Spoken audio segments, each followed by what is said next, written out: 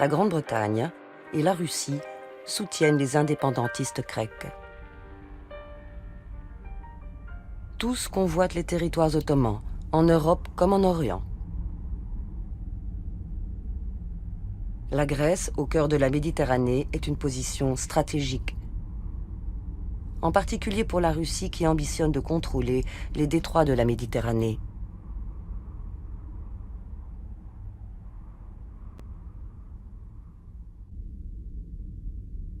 En 1829, c'est à Londres que l'indépendance de la Grèce est négociée par la France, la Grande-Bretagne et la Russie. Une indépendance qui bouleverse le destin de l'Empire.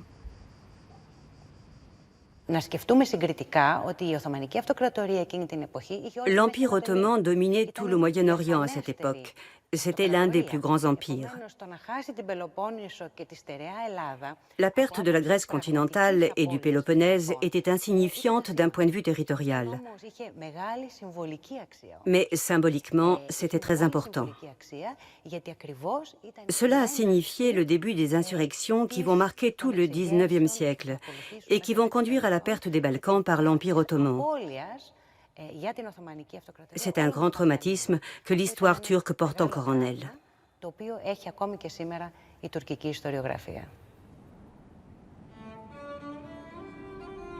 La contagion est immédiate. Encouragés par la Russie, les Slaves de Serbie et de Roumanie se soulèvent et gagnent leur autonomie. Toujours vassaux de l'Empire, mais en marche vers leur indépendance.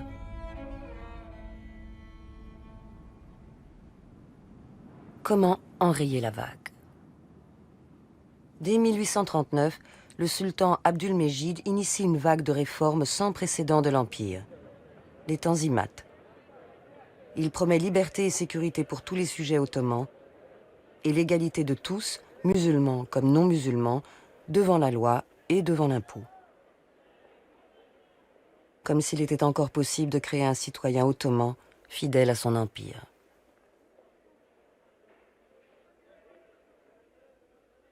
Je crois que les bureaucrates de l'Empire ne saisissent absolument pas la densité, l'intensité des demandes d'émancipation de ces communautés-là.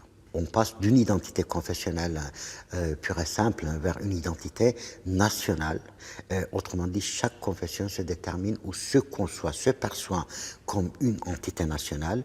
Et le fait qu'il y ait des langues serbe, bulgare, grec, arménienne, qui constituent en quelque sorte le socle de ces communautés confessionnelles, accélère le processus de nationalisation. Dans tous les Balkans, les paysans chrétiens prennent les armes. La répression est brutale. Menée par des mercenaires ottomans, les Bachibouzouk. En Bulgarie, ils s'adonnent au massacre. La presse occidentale rapporte les événements. L'Europe prend fait et cause pour les chrétiens de l'Empire ottoman. Le Turc devient une figure repoussoire, coupable des pires atrocités. Quitte à passer sous silence les représailles infligées aux populations musulmanes des Balkans.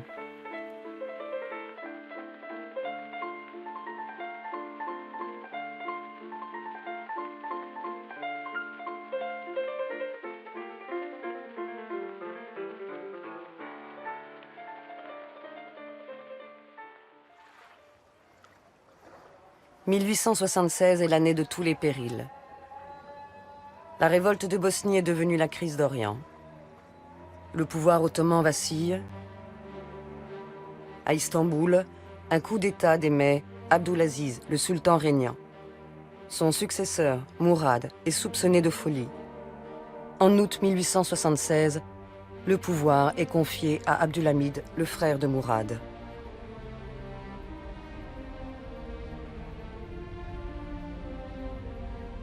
À la mosquée impériale d'Eyüp, il est ceint de l'épée d'Osman, le fondateur de la dynastie. Il a 34 ans, il devient le 34e sultan ottoman.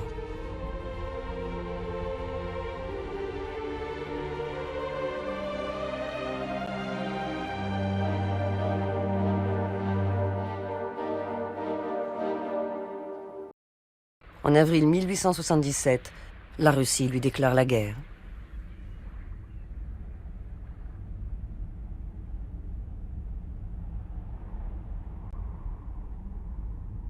Le grand problème pour l'Empire ottoman, c'est la Russie. La Russie veut abattre l'Empire ottoman parce que la Russie se veut protectrice des Slaves, et en particulier sur les Balkans. Il y a un mouvement pan-slave qui est considérable et qui joue, je pense, fortement sur les dirigeants russes à cette époque-là. Quelqu'un comme Dostoïevski, par exemple, ne rêve que de prise de Constantinople. Il ne rêve que de voir Constantinople devenir Tsarigrad, la ville des tsars. C'est ainsi d'ailleurs qu'on l'appelle en russe à cette époque-là. Et donc il y a quelque chose qui est formidable. Il y a la chrétienté contre l'islam, il y a le panslavisme contre l'Empire ottoman, il y a beaucoup de choses en jeu. En quelques semaines, les Ottomans sont vaincus. La Russie envisage un vaste plan de démantèlement. Mais ni la France, ni la Grande-Bretagne, ni l'Autriche-Hongrie n'entendent la laisser s'arroger seule les dépouilles de l'Empire. En juin 1878, les grandes puissances européennes se réunissent en congrès à Berlin. Les Ottomans sont représentés, mais leur voix ne porte pas. Ils ne seront autorisés à discuter de rien.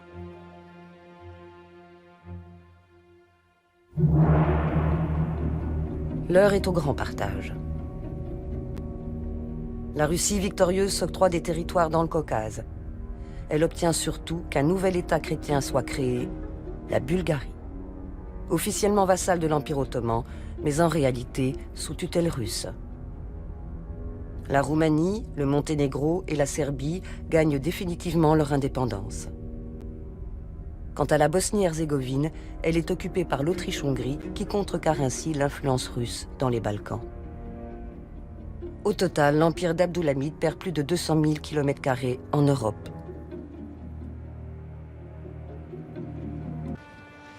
Longtemps, la France et la Grande-Bretagne ont protégé l'intégrité de l'Empire ottoman, garantie de sa stabilité. Mais en cette fin de siècle, les priorités changent. L'impérialisme européen est à son apogée, en quête de nouvelles ressources, de nouveaux marchés. La France avait déjà conquis l'Algérie ottomane. En 1881, elle s'empare de la Tunisie.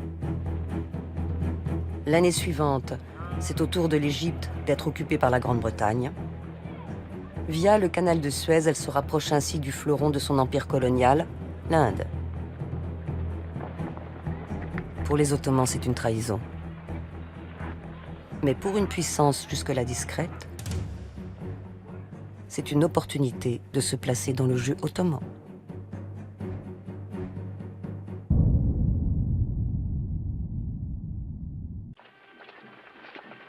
En 1889, le Kaiser Guillaume II se rend à Istanbul en visite officielle. Abdulhamid le reçoit avec faste.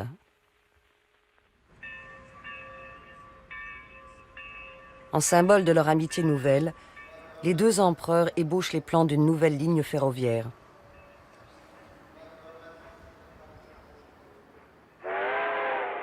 Elle ira de Berlin jusqu'à Bagdad, en Mésopotamie, vers le golfe Persique et ses champs de pétrole, aux portes du domaine protégé de la Grande-Bretagne.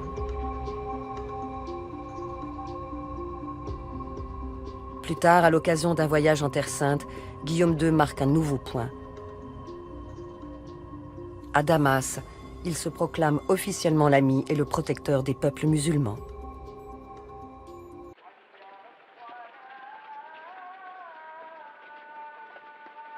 C'est un coup politique des plus habiles. À l'heure où le sultan Abdulhamid fait justement de l'islam un argument politique et stratégique de premier plan. Les Ottomans voulaient éviter que l'expérience des Balkans, marquée par le développement d'identités nationales distinctes basées sur la religion et l'histoire, ne se reproduise dans le monde arabe. La balkanisation avait signifié la partition et la sécession de territoires entiers dont la puissance de l'Empire ottoman dépendait. Si la même chose se reproduisait dans le monde arabe, alors l'Empire serait réduit au territoire turc, ce que les Ottomans voulaient éviter à tout prix. D'un côté, Abdulhamid est parfaitement conscient qu'un jour ou l'autre, l'Empire risque de perdre les Balkans. Et que le repli sur l'Asie mineure déjà définie plus ou moins comme l'Anatolie, pourrait être inévitable. Et donc, il faut protéger le noyau dur de l'Empire, qui selon lui est le noyau turc, par une périphérie musulmane. Qui peut constituer cette périphérie musulmane? Les Albanais, les Kurdes et les Arabes. Abdulhamid n'est pas seulement sultan, souverain temporel. Il est aussi calife, commandeur des croyants, leader spirituel de l'islam sunnite. Un attribut qui remonte au XVIe siècle et à la conquête des lieux saints de la Mecque et de Médine par les Ottomans. Il va investir pleinement ce rôle et faire de l'islam un nouveau ciment pour son empire. Un empire recentré, dont la population est désormais aux 3/4 musulmane. En 1900, à l'occasion de son jubilé, Abdulhamid inaugure une nouvelle voie ferrée, la ligne du Hedjaz, la ligne sacrée qui rejoint Istanbul à la Mecque. Elle rappelle que les Ottomans sont les gardiens du pèlerinage et qu'ils rayonnent au-delà des frontières de l'Empire.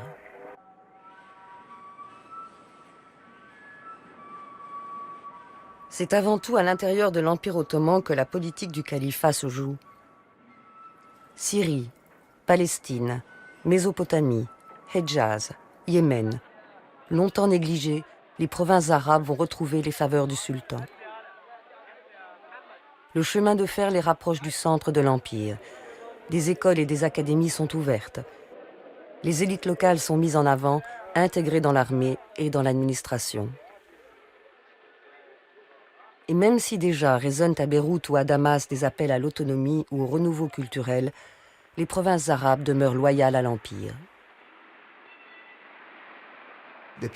Les peuples des provinces arabes avaient conscience de ce qui s'était passé en Afrique du Nord, de l'occupation britannique de l'Égypte en 1882.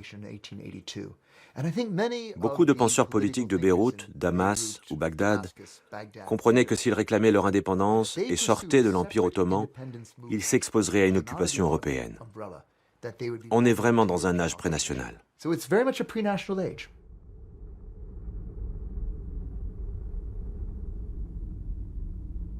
L'ordre ottoman se maintient dans les provinces arabes, nourrissant l'illusion d'un empire stabilisé, cohérent dans ses nouvelles frontières. Mais à quel prix? En Anatolie orientale, une minorité chrétienne s'est à son tour éveillée au nationalisme. Les Arméniens. Dispersés entre les empires ottomans, russes et perses, ils revendiquent une religion, une langue et une histoire ancienne. Une menace pour les Ottomans, au cœur même de ce qu'ils considèrent comme le noyau dur de leur empire, anatoliens, turcs, musulmans. En 1894, une révolte éclate à Sassoun. En représailles, des populations arméniennes sont massacrées. C'est un prélude au génocide de 1915.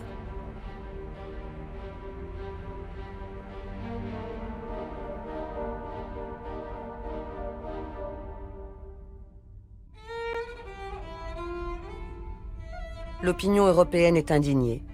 Dans la presse de l'époque, Abdulhamid est caricaturé comme le sultan rouge, le grand seigneur, le boucher. Pour autant, les gouvernements européens n'interviennent pas. Les Arméniens, officiellement protégés depuis le Congrès de Berlin, sont abandonnés à leur sort.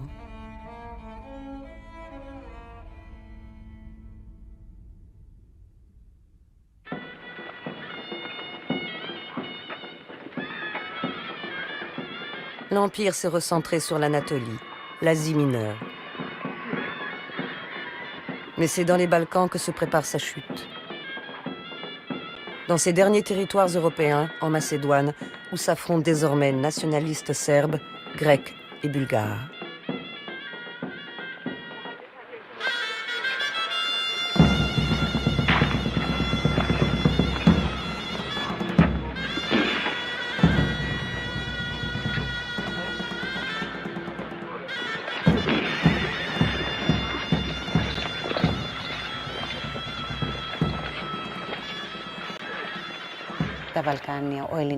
Le nationalisme grec était expansionniste et il convoitait bien entendu la Macédoine.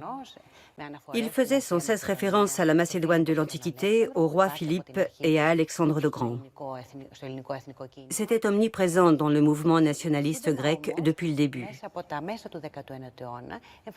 Mais très vite, au cours de la seconde moitié du XIXe siècle, est apparu à son tour le mouvement national bulgare. Et lui aussi revendiquait la Macédoine, tandis que le mouvement national serbe réclamait une partie de la Macédoine du Nord.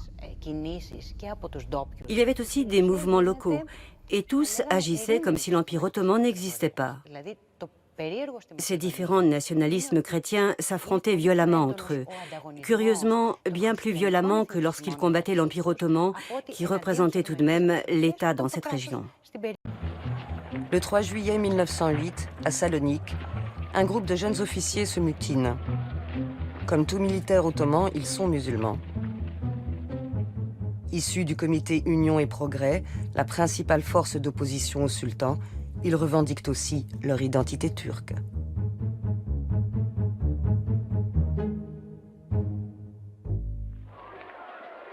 Les défaites et les replis successifs de l'Empire les ont humiliés. Ils veulent en finir avec le régime autoritaire d'Abdulhamid et sauver l'Empire. On les appelle les jeunes Turcs. En 3 semaines, ils enflamment les Balkans et menacent le pouvoir. Le 23 juillet, le vieux sultan Abdulhamid doit rétablir la constitution libérale de 1876, celle-là même qu'il avait lui-même suspendue en 1878.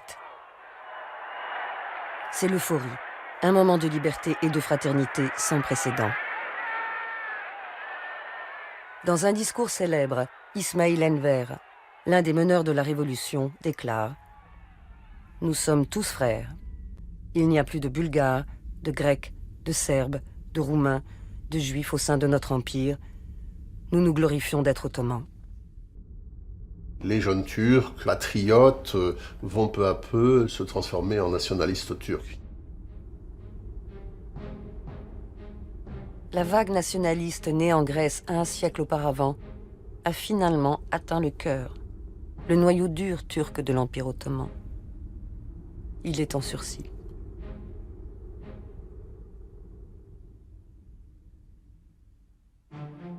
Dans le chaos qui suit la révolution, la Bulgarie, encouragée par la Russie, proclame son indépendance. L'Autriche-Hongrie annexe la Bosnie-Herzégovine. Les Ottomans sont désarmés.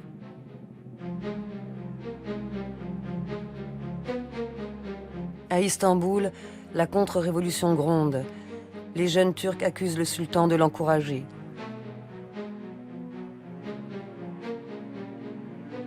Le 27 avril 1909, Abdulhamid est déposé et exilé à Salonique.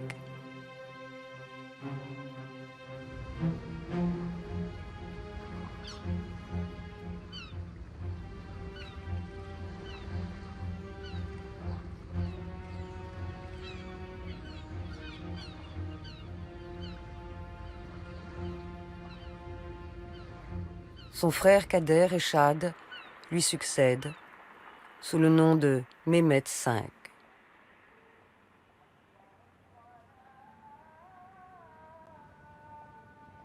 À son tour, il est conduit à la mosquée d'Eyüp. Les fastes de l'Empire sont maintenus, mais en réalité, le nouveau sultan ne sera plus qu'un figurant. Le gouvernement est désormais aux mains des révolutionnaires.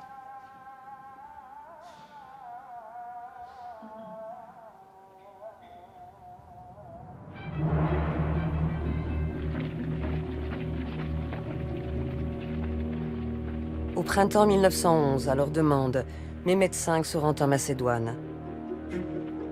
Une tournée impériale destinée à raviver le pouvoir ottoman dans ses dernières possessions européennes. De Salonique au Kosovo, il est acclamé.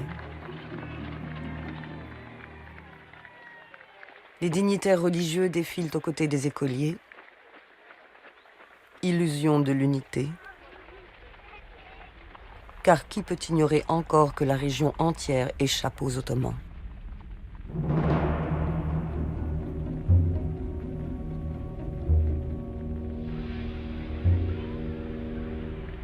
Même les Albanais musulmans, ceux que l'on appelait le dernier bastion, la ceinture de fer de l'Empire, se sont révoltés.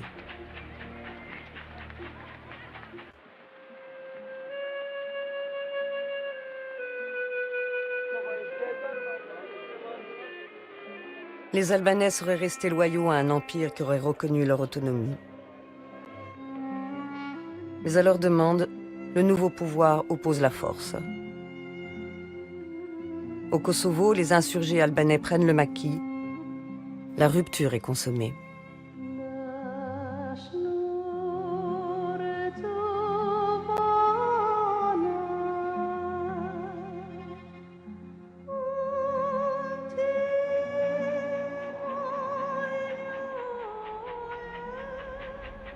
Les Balkans n'attendent plus qu'un signe pour affronter définitivement l'Empire.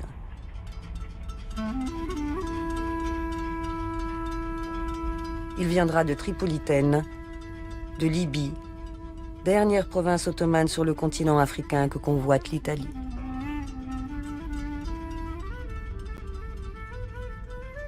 Rome passe à l'offensive en septembre 1911. L'armée ottomane résiste, mais n'empêche pas l'avancée italienne.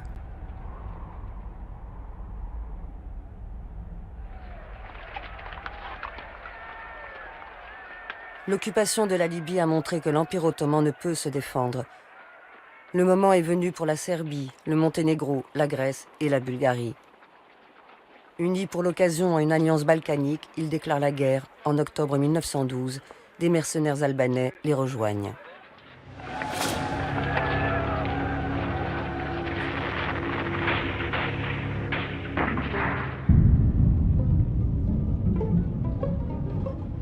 Déjà éreintée en Libye, l'armée ottomane est écrasée. Salonique, la ville de la Révolution de 1908, est occupée par les forces grecques.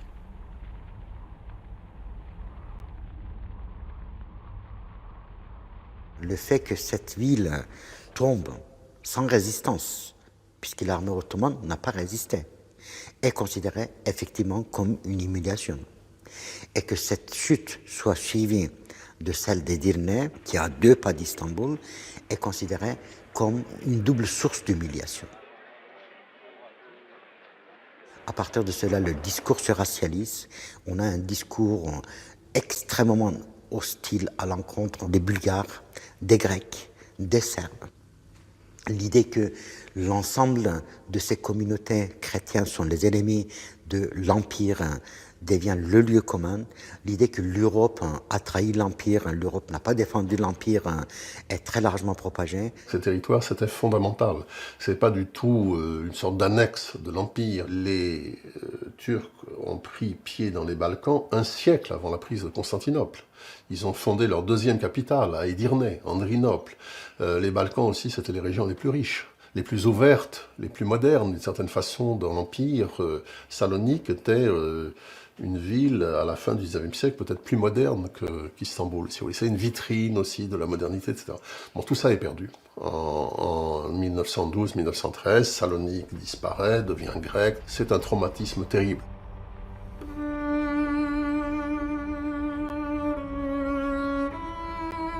Les nations des Balkans ont vaincu l'Empire, pris leur revanche sur 4 siècles de domination. Mais comment partager la Macédoine ottomane? Les rivalités se réveillent. Les ambitions de la Bulgarie s'opposent à celles de la Grèce et de la Serbie, et toutes combattent les aspirations des Albanais. La guerre reprend, opposant les alliés d'hier. Ce n'est plus une guerre de libération des peuples contre un même oppresseur, mais une guerre de nations. Des nations désormais exclusives, prêtes pour exister à éliminer l'autre, celui qui parle une autre langue, qui revendique une autre foi. Des villages entiers sont massacrés. Expulsions, viols, conversions forcées. Tout est mis en œuvre pour nettoyer les territoires.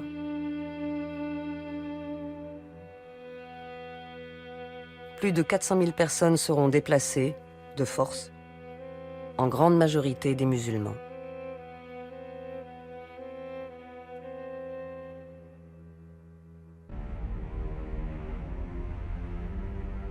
Le partage des territoires entérine les atrocités. Fixées par un traité de paix en 1913, les nouvelles frontières des Balkans annoncent les conflits à venir. Une Albanie indépendante a été créée, mais ses frontières sont floues et contestées. Le foyer de la rébellion albanaise, le Kosovo, est ainsi attribué à la Serbie.